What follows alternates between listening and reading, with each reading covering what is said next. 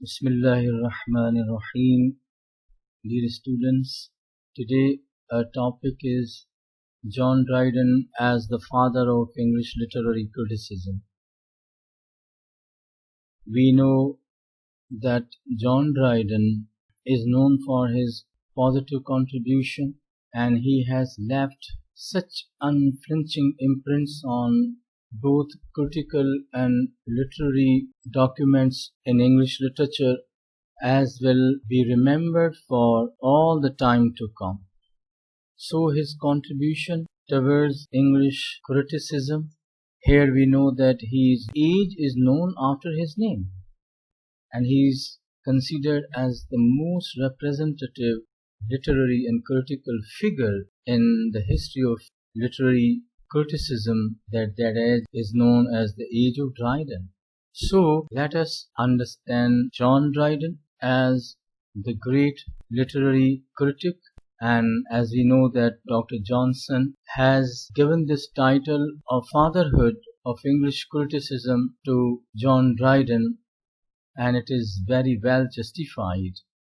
So let us look into the contribution, the positive contribution, the great contribution in the field of English literary criticism, both in theory and practice.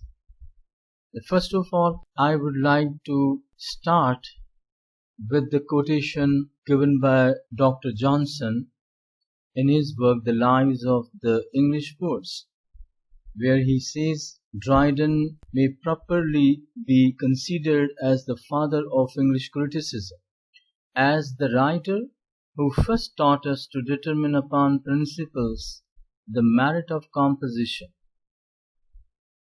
Dryden occupies a very high position in the history of English literary criticism. Although he did not go deadly against classical rules, rather he kept on following many classical rules, yet he objected to the unnecessary restraints which formed the part of classical criticism and took a sort of romantic initiative for the first time.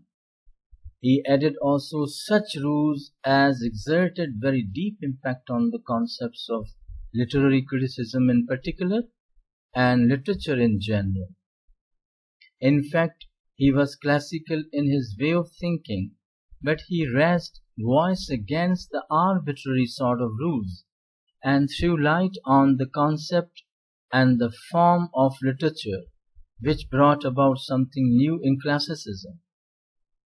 That is why he is called as the father of neoclassicism in English literature.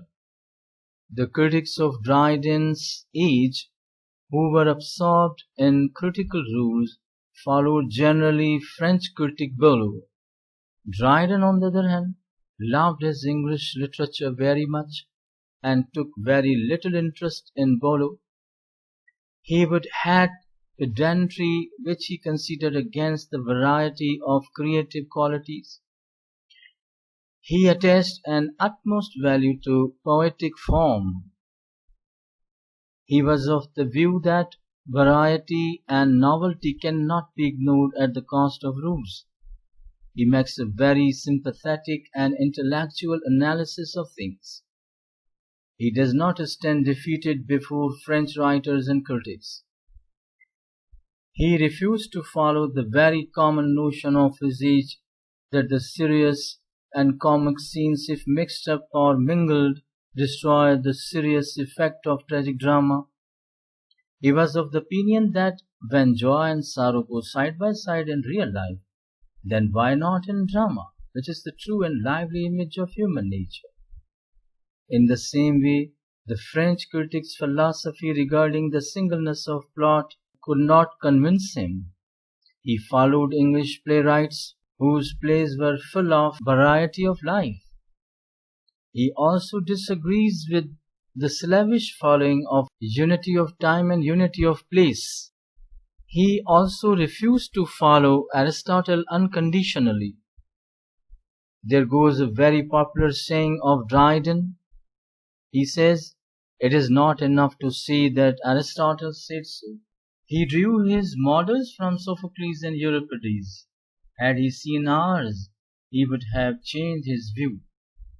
Dear students, you know that in the 17th century, this view of his was a revolutionary one.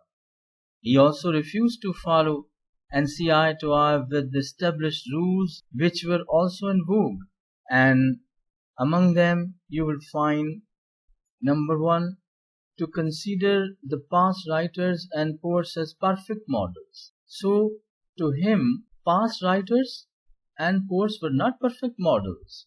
Second, that sublime literature cannot be produced without following ancients. This idea too to him did not hold good. Third, that plot, though of primary importance, yet is not everything. Fourth, that it is not necessary for a drama to have single theme. Fifth, that the three unities are not something sacred or untouchable. And sixth, he also disagreed with the concept of pity and fear in tragedy. He not only studied Greek and Roman literatures, but also he was in grip of English literature. Shakespeare, Ben Jonson, and Fletcher had well been digested by him. He was of the opinion that English dramatists wrote successful tragedies and comedies without following Greek models. Their dramas were of high qualities and high level, means English dramas and comedies. He also said that English writers of tragedy had such qualities as Greek writers lacked. He also proved with examples that Greek writers did not follow their rules strictly. Thus he opened a new way of comparative criticism. So far the critics would compare their works with those of Greek and Roman, and considered them to be the best of their kinds for the literature of every age and language.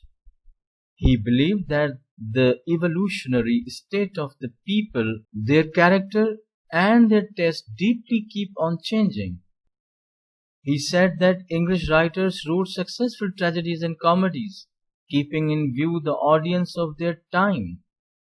Though Dryden says nature and talent and consciousness remain the same everywhere, yet the climate, time spirit, and the taste differ everywhere for which the writer creates literature. So much so that what pleased the Greeks may not satisfy the English audience. For the first time, Dryden presented the concept of literature as an organic force, which evolves along with the national life and expresses the movements and sensibilities of the age. A German critic once said, literature represents the whole spirit of the intellectual life of a nation. However, Dryden said that poets write in consideration of the tastes of the people. He believed that poets copy nature beautifully, and this representation pleases and instructs the readers. Thus Dryden hit a death blow to the arbitrary rules of antiquity and expressed revolutionary and very powerful ideas responsible for a new angle to the writers of his age. It is for these critical thoughts and ideas that he is known as the father of English criticism, and we know that his contribution pervades every field of literature. It may be historical criticism, or practical criticism, or descriptive criticism, or comparative criticism. In all of these fields, we find Dryden's contribution very effective and far-reaching in terms of its results. So you might have gone through other critics and other great writers like Sainsbury and George Watson, T.S. Eliot, and others who have paid a very, very rich tribute to John Dryden, keeping in view his great contribution in the field of literary criticism. Thank you.